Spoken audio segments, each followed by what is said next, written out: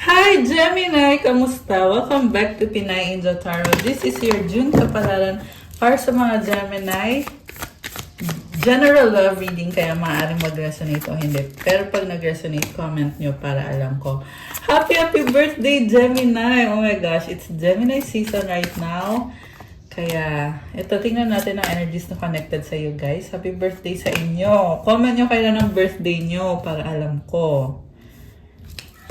So, kamusta naman? Kamusta ang celebration? Anong mga angel numbers para kay Gemini this time? Tingnan natin. Okay, we have 999 release. Endings are new beginnings in disguise. An ending symbolizes the closure of one door and the opening of another. The whispers reminding you to release and allow. It's in the release where the magic happens. So, may situation or person na kailangan mong i-let go. It's a new beginning in disguise. So, mahirap mag-let go, mahirap bumitaw, pero kailangan mangyari to. Kasi nagsasara na yung pintuan at kailangan na din magbukas ng bagong pintuan para sa'yo, Gemini. I-release mo daw at i-allow mo. Ibig sabihin, hayaan mong maalis yung situation or tao ba yan or lugar, bagay. Affirmation, doors open for me where others have closed, bringing transformation to my mind, my body, and my soul. Ayan, may nabubukas namang pintuan at tinatransform yung iyong kaisipan, yung katawan, yung soul mo. Okay, isa pa nga.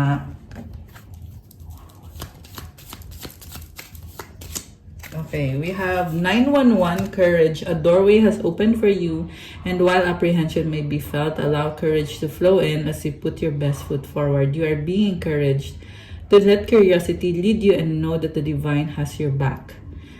Ayan, may nagbubukas na bagong pintuan. Sa totoo lang, nahihirapan ka eh. Pero lakas na yung loob mo at gawin mo yung best mo, i-enjoy mo yung itong bagong opportunity para sa'yo. At tandaan mo daw na palagi kang tinutulungan ni God. Affirmation, I allow courage to prevail as curiosity leads me through new doors. Alam mo, andyan yung angels mo para sa'yo. Lakasan mo yung loob mo. Okay? So, gusto ko kaya ikuha ng moon card. Ano bang moon card para kay Gemini? Moon card for the Gemini. Okay, we have... Oh! Communication is the key. New moon in Gemini. So, maraming pag-uusap. Okay, maraming informasyon. Okay. And then, a win-win outcome is forecast. Full moon in Libra. Gusto mo magkaroon ng harmony eh. Gusto mo mag-compromise. And this is very intense kasi full moon energy to, guys. Okay. So, we have dreams. Look to your dreams. They hold all the answers you seek. Wow, very ano ka ngayon ah. Very optimistic ng card mo. Wedding, taking your relationship to the next level one step at a time. May pinapangarap kang relationship. Individuality, be wary of possessive partners. Maintain your individuality. Boundaries, love may challenge your boundaries. Protect them.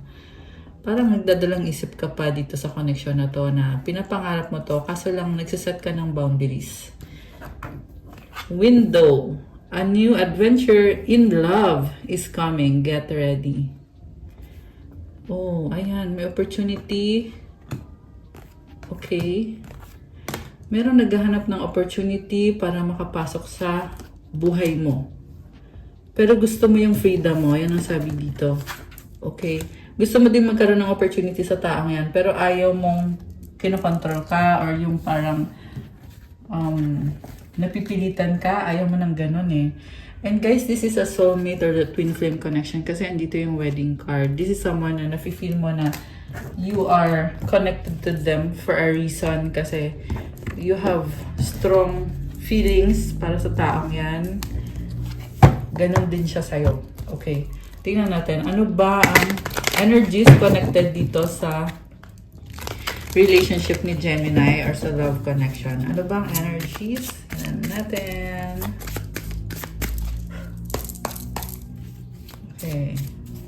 Itong mga energies na to. Okay. Oh my gosh! 8 of Cups. 7 of Cups. Ace of Pentacles. Oh my goodness. Three of Swords and the Lovers. Grabe to ah. Two of Cups. Alam mo, lokohan to guys. Merong third party situation. Okay, una sa lahat, minahal mo tong taong to. Okay, nag-invest ka, binigay mo yung best mo. Pero ngayon nasa point kang umaayaw ka na, Gemini. Kasi nakita mo na hindi binabalik sa yung pagmamahal na binigay mo. Napakadaming opportunities, pero siya yung pinili mo. Pero ngayon, gusto mong balikan itong mga opportunities na to para makapagsimula ka ulit with the Ace of Pentacles. Pero ikaw ay nakaramdam ng sakit kasi yung pagtalikod mo, it also means na kailangan mong tanggapin na nawawala na sa buhay mo itong taong to. We have the Lovers here. Takpan natin kasi walang suot eh. So, mukhang may bago na eh. Nakikita ko yung person mo may bago na. Ayan. And, yeah, masakit. Okay. Two of Cups is here. Lalo na kasi soulmate yung tingin mo sa kanya. The Chariot is here. So, tinutry mong balansehin. Kasi, magkaiba kayo eh. Magkaiba kayo and parang tanggap nyo isa't isa kahit yung iba sa inyo guys hindi kayo compatible. Kahit hindi kayo compatible, tanggap nyo yung isa't isa. Okay. And yung iba sa inyo ay ikinasal. Kaya masakit talaga. Okay.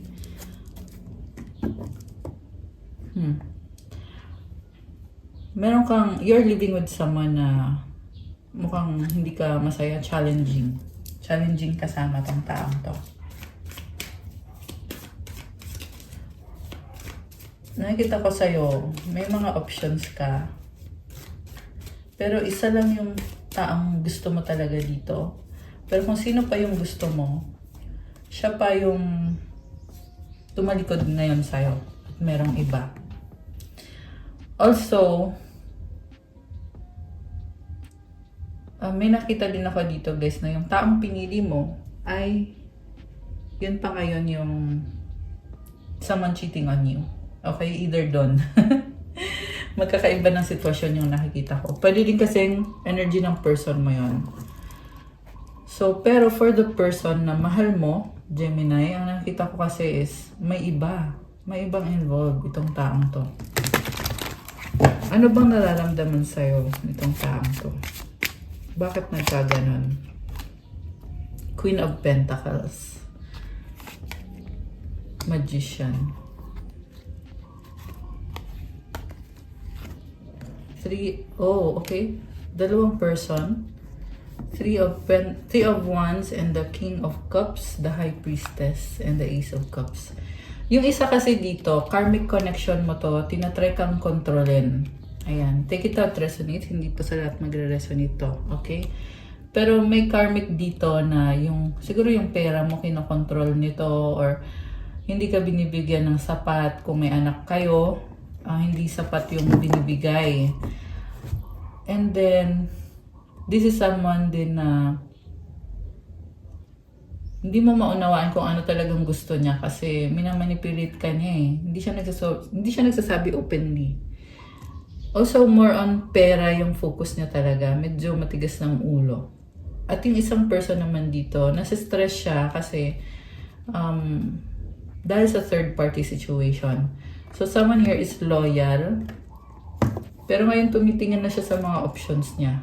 Tahimik lang tong taong to. Okay, may ka dito na tahimik lang. Hindi siya nagsasabi ng mga pinaplano niya. Kasi ang gusto niya is kusa mo na lang. Kumbaga, magigets mo kung mahal mo tong taong to. So, Ace of Cups. Ngayon, itong taong to ay inobserbahan ka lang niya, hindi siya nag-expect ng kung ano galing sa'yo. Pwede ding baliktad to, pwedeng ikaw to, na wala kang ina-expect, pero gusto mo din mag-explore ng ibang options. Okay. So, dalawang person yung nakita natin dito.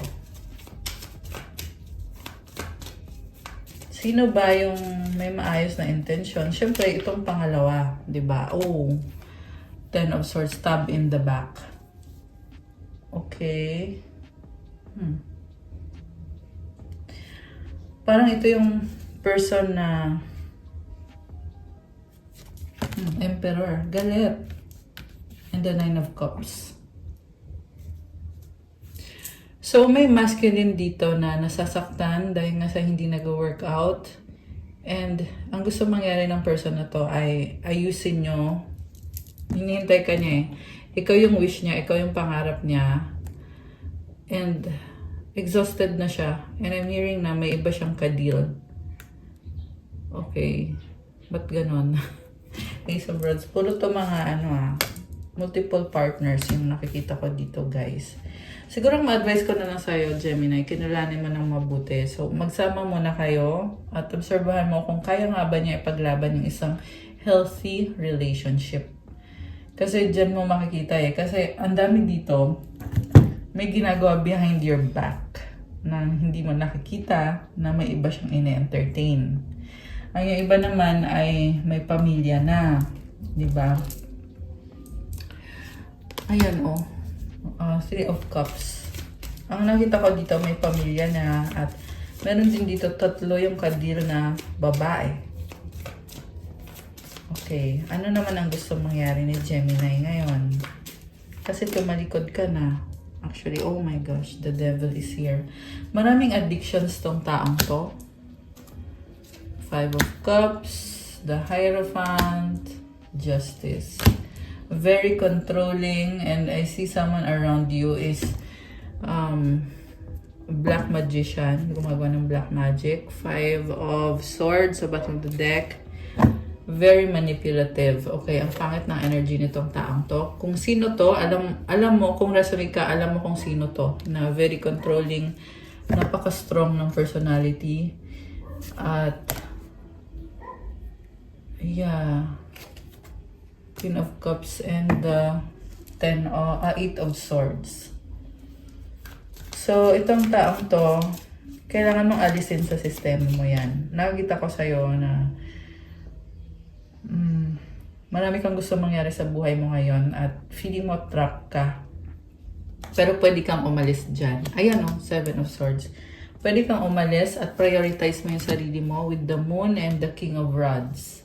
Gawan mo ng paraan. Okay? Yan ang sinasabi dito. Okay.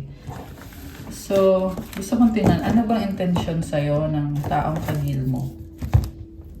Kasi muna natin to, guys. Anong intention ng person ni Gemini?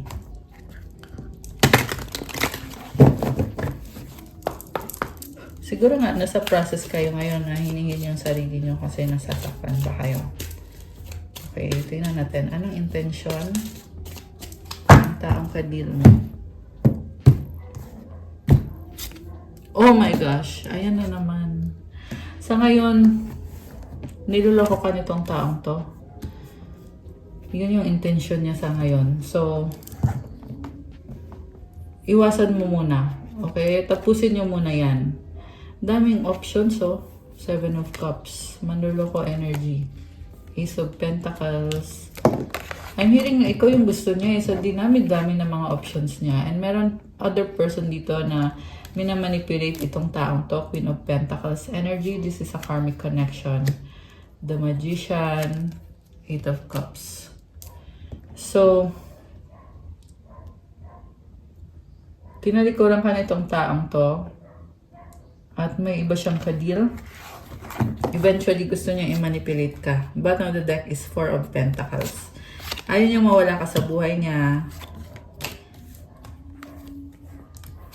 So, High Priestess.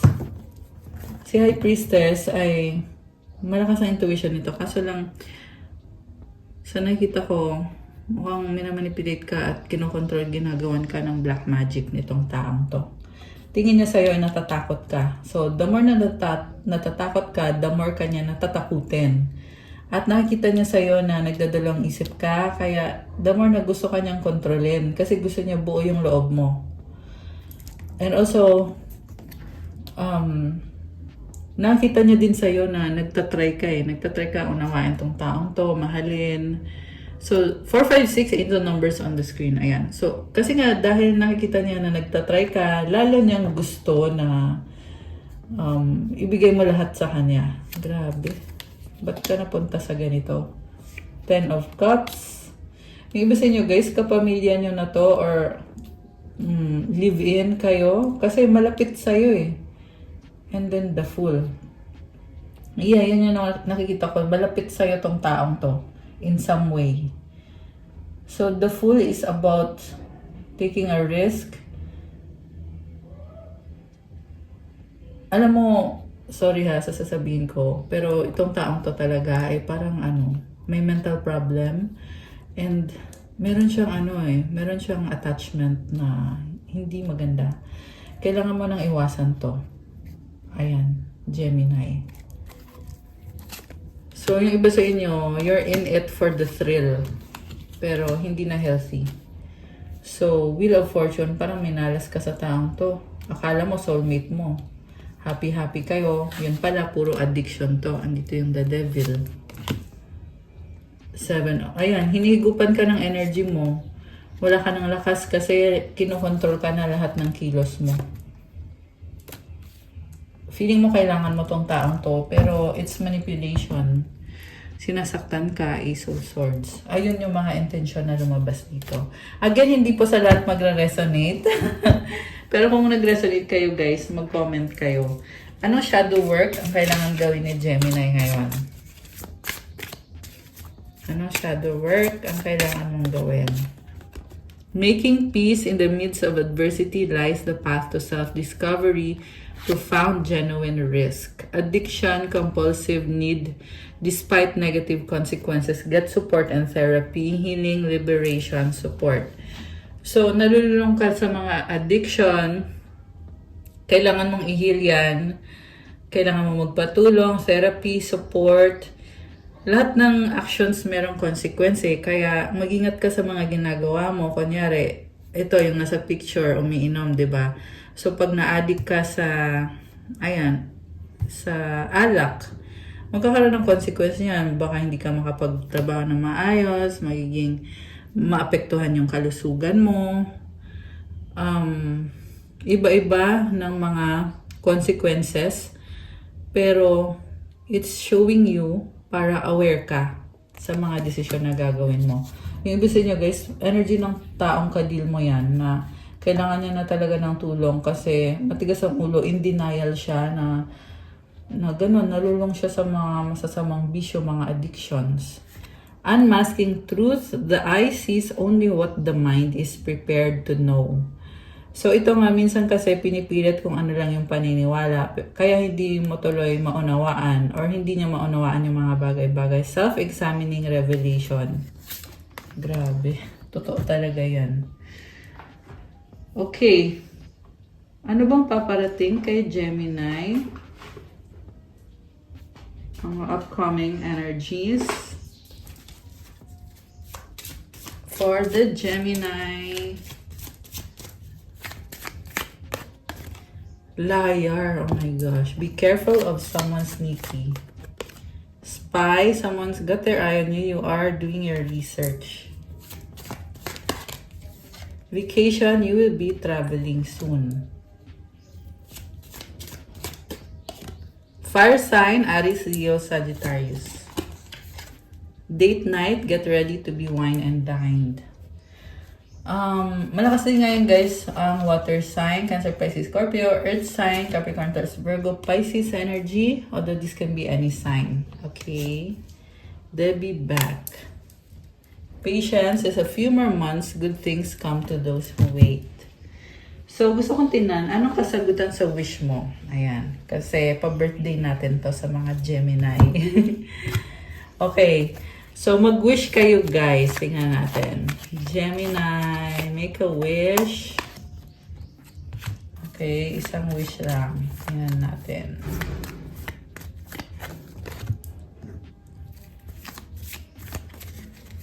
For Gemini. Okay. At isang advice card. Advice for Gemini. Okay, we have, oh, love. It's not about finding love. You are love itself. Help me, Lord, to send so much compassion and caring to the inner child that I always remember I myself am love. Nasa sayo na mismo yung love, Gemini. Very pure ka, magmahal. Simula ka daw sa sarili mo, mahalin mo yung sarili mo, i-enjoy mo yung life mo, at tandaan mo na ito, I myself am love. Grabe. 2022. Ayan, 3 2 on the screen now. Okay, so ang sagot sa wish mo ay, okay, ready na ba kayo guys? Una sa lahat. Sige, buksan ko na. Ang sagot sa wish mo ay, tumalon. Okay, ano to? There's something better. At kung kailan mangyayari ang wish mo, wait. At advice para sa'yo, peaceful resolution. So, hindi mo man nakuha kung ano yung gusto mo, pero kalma lang, kailangan mo maghintay kasi magkakaroon ng peaceful resolution. Or yan yung ginaguide sa'yo ng mga angels mo na magkaroon ng peaceful resolution sa situation mo. Ayan. Okay, guys!